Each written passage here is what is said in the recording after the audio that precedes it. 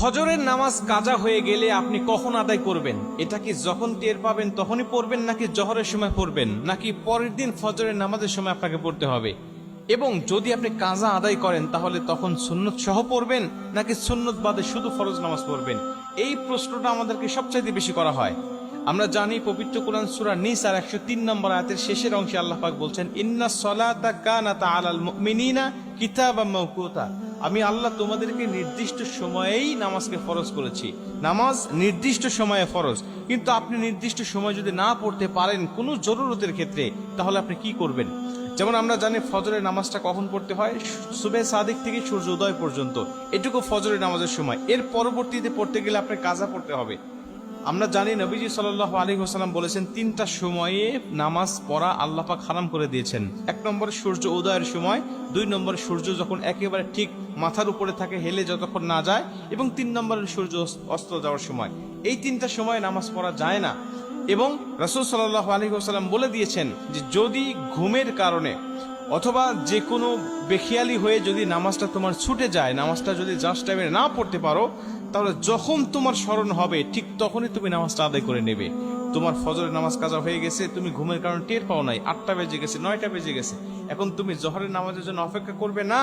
জোহরের নামাজের জন্য অপেক্ষা নয়, তুমি তখনই উঠে তুমি নামাজটা আদায় করে নেবে।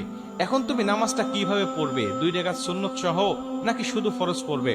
রাসূল সাল্লাল্লাহু আলাইহি ওয়াসাল্লাম বলেন, ফজরের নামাজের 2 রাকাত সুন্নতের গুরুত্ব কত বেশি জানো? আম্মা জানা আয়েশা বলেন যে সমস্ত দুনিয়া এবং দুনিয়ার মধ্যে যা কিছু আছে সবকিছুর থেকে ফজরের নামাজের 2 রাকাত সুন্নতের দাম আল্লাহ পাকের কাছে অনেক অনেক বেশি।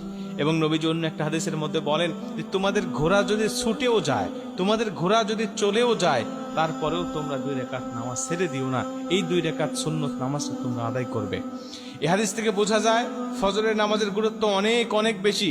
এবং আমরা এটাও জানি যে ফজরের আগে এমন হলো যে আমি জামাতে নামাজ পড়ছি, কিন্তু এখন দেখা যাচ্ছে আমি সুন্নত পড়তে পারতেছি না, বা সুন্নত পড়লে জামাত পাবো না।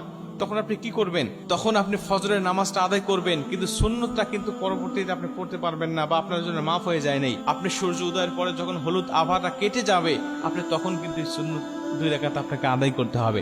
তার মানে এটার গুরুত্ব অনেক বেশি। এই হাদিসগুলো থেকে আমরা বুঝতে পারি যে আমি যখন কাজা পরবর্তীতে নামাজ আদায় করব ঘুম থেকে ওঠার পরে, 8টা হোক বা 9টা হোক, তখন কিন্তু আমাকে 2 রাকাত সুন্নত সহই নামাজটা আদায় করতে হবে, শুধু 2 রাকাত পড়লে হবে না। কিন্তু যদি এমন হয় যে আপনি জোহরের আগে আর পড়তেই পারলেন না, জোহরের পরে আপনি এই ফজরের নামাজটা আপনি কাজা তুলতে হচ্ছে যে কোনো কারণে, তাহলে জোহরের পরে যদি হয়ে যায় তখন আর আপনার এই 2 রাকাত সুন্নত পড়তে হবে না। এই 2 রাকাত সুন্নত তখন আর আপনাকে